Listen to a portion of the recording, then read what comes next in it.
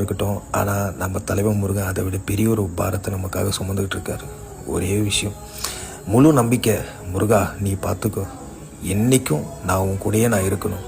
என்னோடய முழு அன்பும் முழு பக்தி உனக்காக மட்டும்தான் முருகன். எப்பவுமே நான் ஒரு விஷயம் இப்போ மட்டும் இல்லைங்க, எப்பயுமே தான்.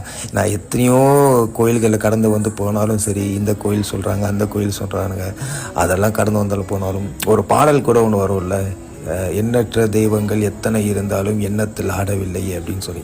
ஆனால் நான் எண்ணத்தில் தான் ஆடுறேன். என்ன எண்ணத்தில் ஆடுறேன்னா, என் தலைவன் முருகன் விட வேறு எந்த தெய்வமும் வசந்தது இல்லை அப்படின்னு சொல்லிட்டு மனசில் ஒரு கம்பீரமாகவும் ஒரு வீரப்போடு தான் வாழ்ந்துட்டுருக்கேன். எனக்கு இப்போ நிறைய பேர் சொல்கிறாங்கல்ல, இந்த கோயிலுக்கு போங்க அந்த கோயிலுக்கு போங்கன்னு. முருகா எனக்கு அதெல்லாம் வேணாம்.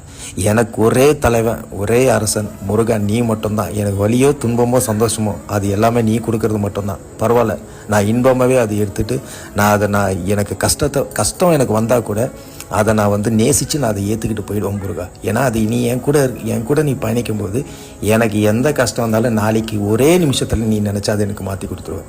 இந்த நம்பிக்கை ஒன்று மட்டும்தான் என் வாழ்க்கையை நான் வாழ்ந்துட்டுருக்கேன். என் தலைவன் முருகனுக்காக தான் நான் வாழ்க்கையை வாழ்ந்துட்டுருக்கேன்.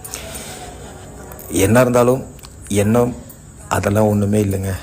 தலைவன் முருகனை விட வேறு எந்த தெய்வமும் சொந்தம் இல்லை. தலைவன் முருகனே பெருங்கடவுள். என்னையை பொறுத்த வரைக்கும் இது மட்டும்தான். என்றும் தலைவன் முருகனின் வழியில் தலைவன் முருகனுக்கு நன்றி. எல்லாரும் நல்லா இருக்கணும்.